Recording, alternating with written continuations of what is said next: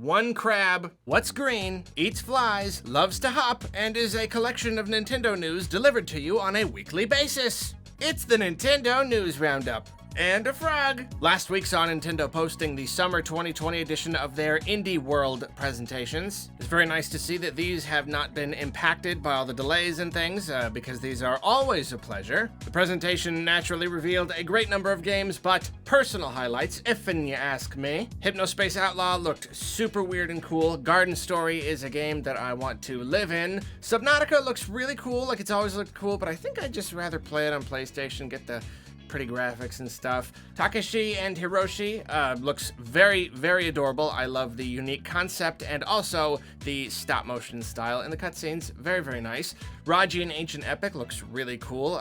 Hindu mythology and stuff is not a thing that you usually get to see in a lot of games, so it's very nice to see a pretty cool looking game with that style. Bear and Breakfast has sold me entirely on its name alone. A Short Hike looks really good. It's been on my to play list for a while now. Card Shark, I have never before seen a game that focused on like the real tactile action of manipulating cards, so I think that's really cool. Manifold Garden looks really mind-bending and awesome. That's my kind of game. And Co-op Goose Game.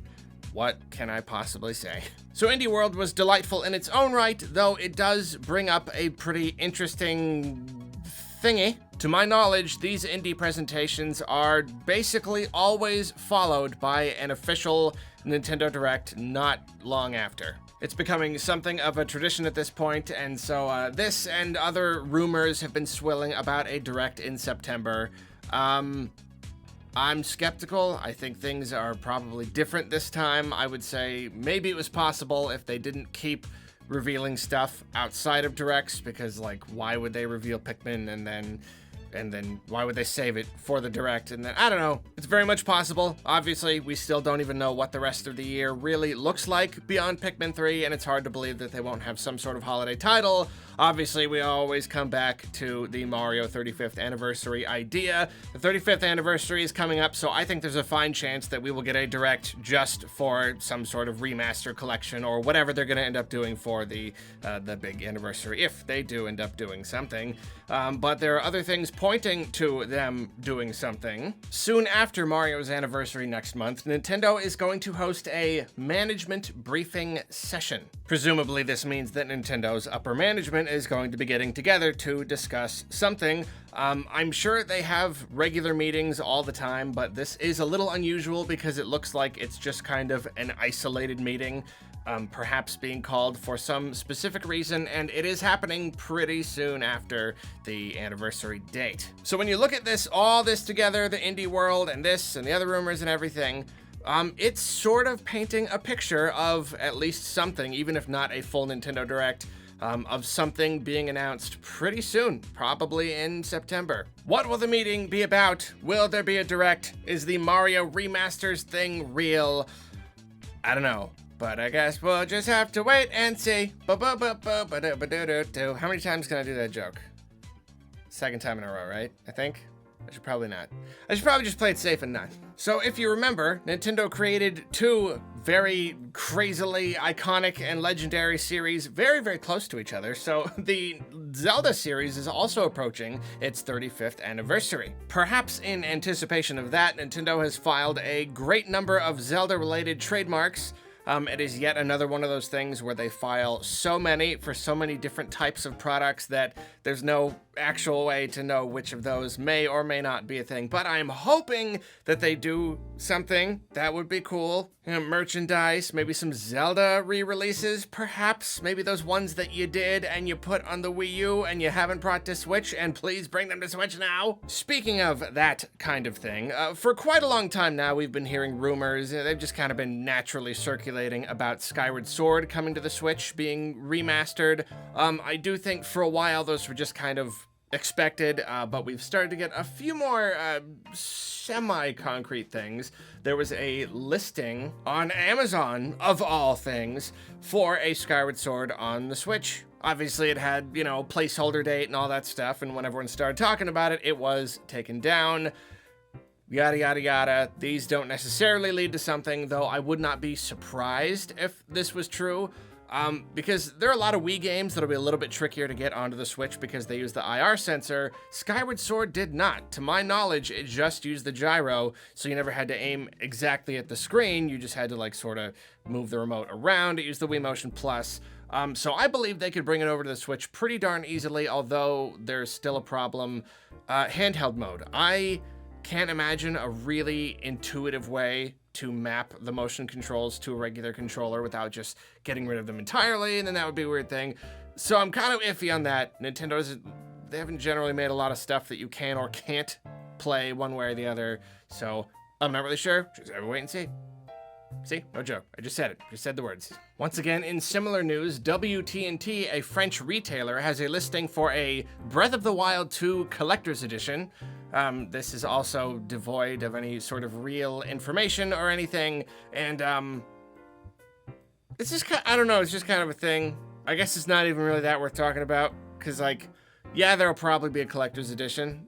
We don't know if this matches that at all, or if it's just them kind of trying to get ahead of the game. I don't really know, but I don't know, something about the fact that Breath of the Wild 2, we don't know much about it, is just like, hey, this is a thing, right? That there might be that there's probably a collector's, maybe a collector's edition. Expertly segueing into even more Zelda-related news, people were recently finding indication on Nintendo's website that they would probably soon be doing reprints of the champions from Breath of the Wild, the line of Amiibo. Then more recently, it was discovered that almost every Legend of Zelda Amiibo on Nintendo's UK store is back in stock. Is this perhaps because of Zelda's upcoming anniversary? Is it because of some sort of interesting Zelda-related news coming up soon? There is no way to know for sure, but I'm going to assume it's all of the above. I'm just gonna get my hopes all the way up. Some giant Zelda explosion is coming. That's why they're reprinting these Amiibo. My beautiful segues now come crashing to a halt as I awkwardly fumble my way into a new topic. In recent years, Nintendo has been making an active effort to bring on a lot of graduates into their company. They apparently have regular recruitment drives to get new talent, and obviously I think this is a very cool idea. It's a way to just bring in fresh blood into the company, young people. They got fresh ideas. They can fold themselves into the Nintendo thing. So it seems Nintendo has already begun preparations for 2022. They launched a new website where people could apply for the program. So if you live anywhere near Nintendo HQ and you're graduating from college in 2020, get on that, man. Get on that. Great news for the bazillion Brazilians that have been itching to switch. I'm hilarious today. Nintendo recently announced that it would be bringing the Switch to Brazil. I did not know that it was not available in Brazil, and by reading comments and things, I can see that apparently it was very, very difficult to get a Switch in Brazil, and it cost a whole lot of money. So I am extremely pleased that people will now have a legitimate way to buy a Switch in Brazil. It's just good news. Nintendo recently held a Ring Fit Adventure Direct exclusively in China. And it's funny because if you search for it, all you get is news that there's going to be one, and then apparently no one stuck around to find out what the Direct was actually about. So I had to do some digging to find out that this was Nintendo announcing that Ring Fit Adventure would be going to China. Because I didn't know you couldn't get Ring Fit Adventure in China. Apparently you couldn't, but now Nintendo is bringing them a special pack that also comes with some Joy-Cons, or possibly one Joy-Con. I'm not 100% sure, because you only need one to play the game, I guess. That's not true at all. There's one in the ring and one in your leg. 100%. I didn't sleep very well last night, okay? I'm sorry. I'm not thinking straight. The Hobonichi Mother Project, which we talked about some time back, just revealed a new line of mother-related merchandise. Some pretty glitzy looking stuff in here, a little rich for my taste, a little just a tiny bit expensive. But I will say this is all very, very cool. Also pretty cool, there's a new upcoming line of Kirby plushies coming to Japan, which includes Kirby with a gun. Kirby with a gun who's gonna shoot a guy. So if you want Kirby with a gun, there you go. Normally his smile looks happy, but just holding that gun, he really got just kind of a soulless, scary hollowness to his eyes, doesn't he?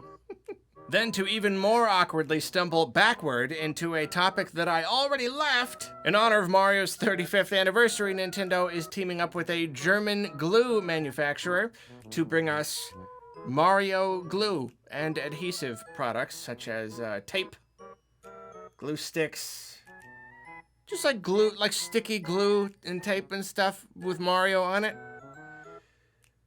So naturally, I'm gonna need to get one of each, please. This is important to me. I don't know why, but it is. Yeah, you got a kid, she likes Elsa, and you put Elsa on a box of cereal, and she buys a box of cereal. Apparently, when you're a boring adult, you just buy, like, adult stuff, like glue and tack. That's how you get me to buy you glue. You put Samus on some air conditioner filters, and I'll buy some of those. I'm due for some new ones. And in our usual string of Animal Crossing related news, version 1.4.2 of New Horizons has been patched into the game. The patch fixes a number of different issues that players have been experiencing, so that is always a good thing. IKEA, a furniture company that in my personal experience produces furniture that is really weirdly shoddy and yet still so heavy and so expensive. It's just like the worst of all worlds. Anyway, they have recreated their entire 2021 catalog in Animal Crossing New Horizons. I am seriously impressed by just the lengths they went to just, I mean, like the parts with the furniture, the parts with the people. Just kudos. I don't know, man.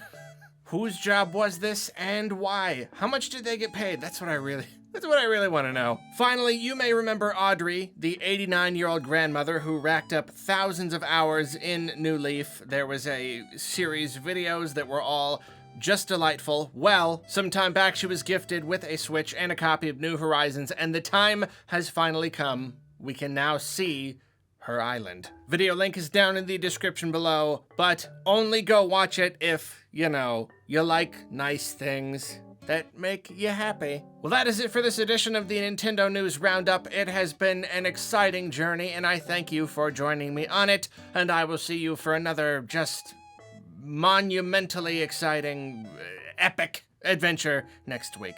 Have a good one.